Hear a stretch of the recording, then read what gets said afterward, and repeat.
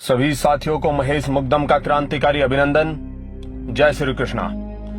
दिल्ली पाछे मर्द भतेरे बसे देश अहिरवाल में, सिंहनी के जाए शेर अहीर बसे देश अहिरवाल में। स्वागत है आप सभी का यादव सरकार चैनल पर। आज की इस वीडियो में एक ऐसे महान यदुवंशी राजा व योद्धा के बारे में चर्चा करेंगे जिनके दास्तान के बिना अहिरवाल का इतिहास अधूरा है।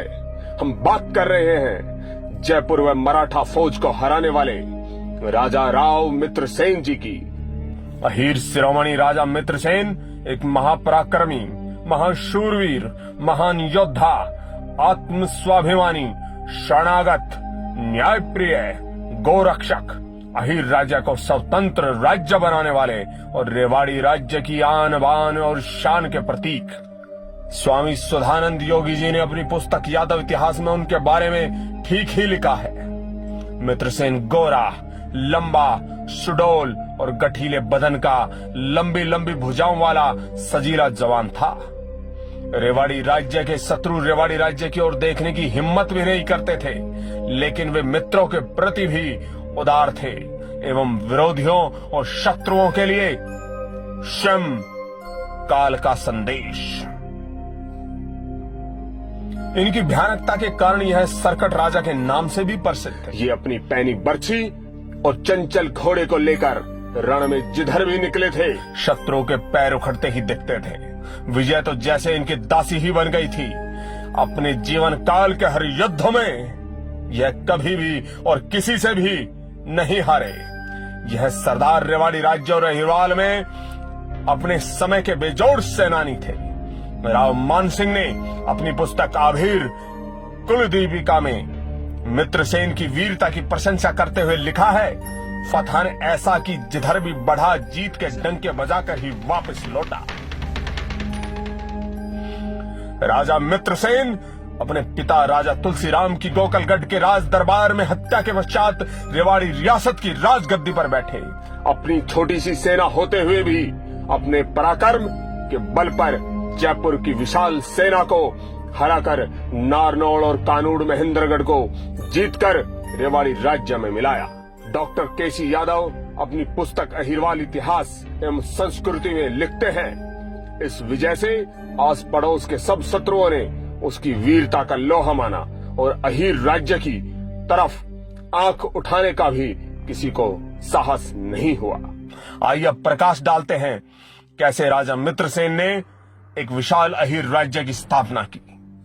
नारनौल और कानूड़ की विजय से उत्साहित होकर राजा मित्रसेन ने अहीर रियासत को एक विस्तृत राज्य बनाने की महत्वाकांक्षा पाल ली और आधुनिक हथियारों से लैस एक शक्तिशाली सेना बनाई।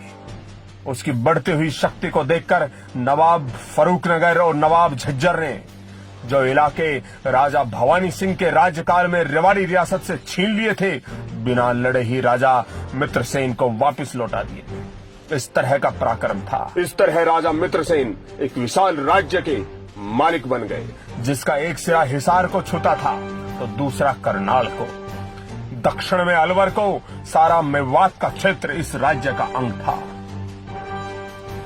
माढ़ंग की लड़ाई में फतेह शेखावत राजा शार्दुल से हारकर झुंझुन नवाब दौलत खां मित्रसेन की शरण में आया। राजा मित्रसेन ने न केवल उसे शरण दी बल्कि नाहड़, झोलरी आदि 5 गांव उसके निर्वाह के लिए भी दे दिए। राजा मित्रसेन के इस निर्णय से क्रोधित होकर महाराजा जयपुर और शेखावत राजा शार्दुल ने रेवाड़ी रियासत पर हमला कर दिया, लेकिन दोनों राजाओं की संयुक्त सेना को रेवाड़ी पहुंचने से पहले ही माढ़ंग नामक गांव में जारों का और घमासान युद्ध हुआ। राजा मित्रसेन के हाथों राजा शार्दुल सिंह और उसके दोनों बेटे मारे गए। राजा शार्दुल के मरते ही शेखावटी और जयपुरवाटी की सेना रण छोड़कर भाग गई। विजय राजा मित्रसेन की हुई। 1781 में जयपुर के राजा ने एक विशाल सेना लेकर पुनः रेवाड़ी पर आक्रमण कर दिया। जयपुर रेवाड़ी सीमा पर माढ़ंग नाम के स्थान पर घमासान युद्ध हुआ। दोनों पक्षों के बहुत से आदमी मारे गए, किंतु अंत में मैदान मित्रसेन के हाथ रहा। जयपुर नरेश की तरफ से लड़ने वाले सैनिकों में 15,000 सैनिक युद्ध में मारे गए और राजा राव मित्रसेन के 6,000 वीर साथियों ने शहादत दी। कुल 90 योद्धा ही शेष बचे, बाकी सब लड़ते हुए वीर गति को प्राप्त हो गए। इस तरह का शौर्य, इस तरह का पराक्रम था राजा राव मित्रसेन का। दिल्ली के कसाईयों को दंडित करना। अब सुनिए, राजा राव मित्रसेन गौ रक्षक थे। मुगल काल में अपनी रियासत रेवाड़ी में गौ हत्या पर पूर्ण प्रतिबंध लगा रखा था। गौ कशी वालों को कठोर दंड दिया जाता था।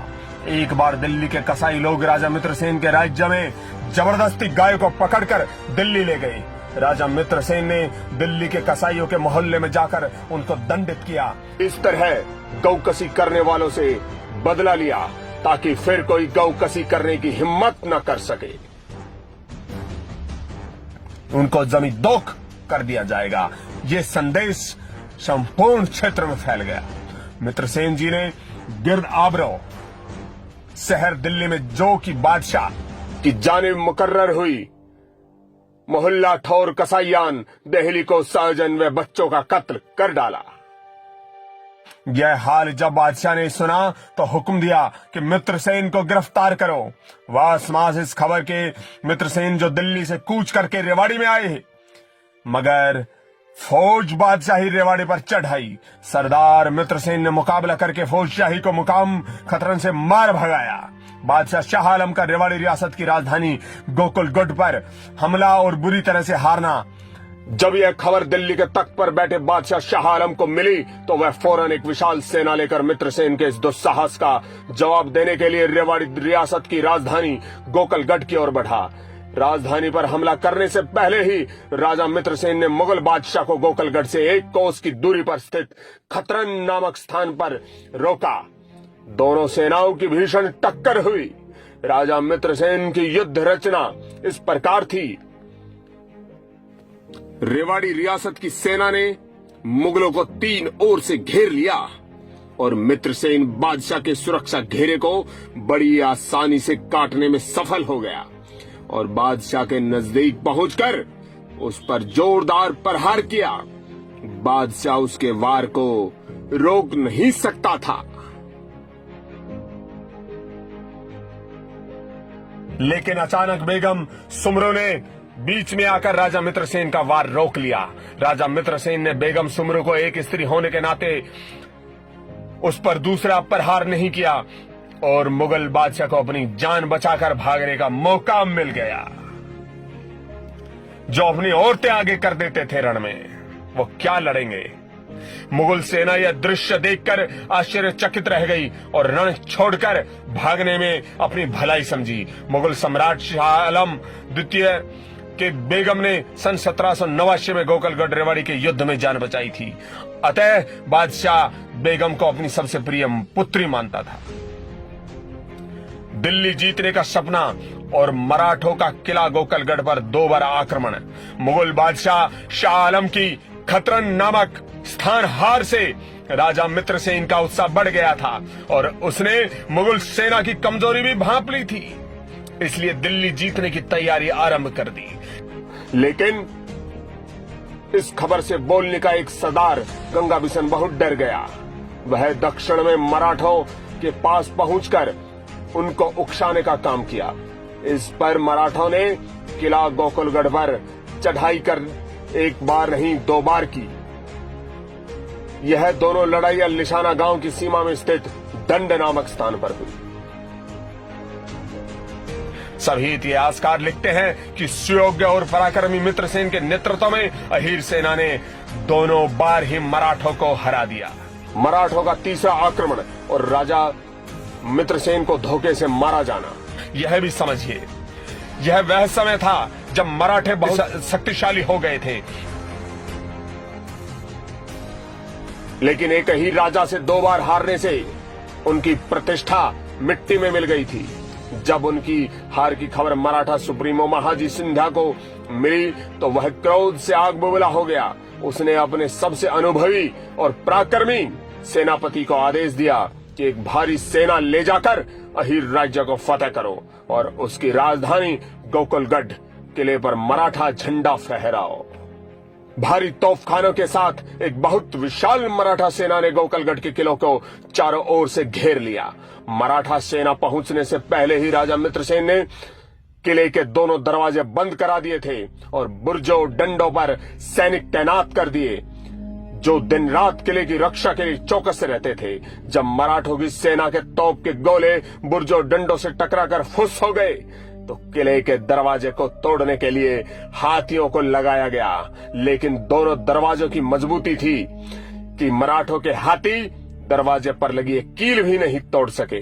जब दोनों प्रयास विफल हो गए तो मराठा सैनिकों ने बुर्जों पर चढ़ने का प्रयास किया, लेकिन बाहर से चढ़ना असंभव था। जब किसी तरह भी किले में प्रवेश नहीं कर सके तो मराठों ने हिंदुत्व के नाम पर समझौते का प्रस्ताव भेजा, जो राजा मित्रसेन ने मान लिया।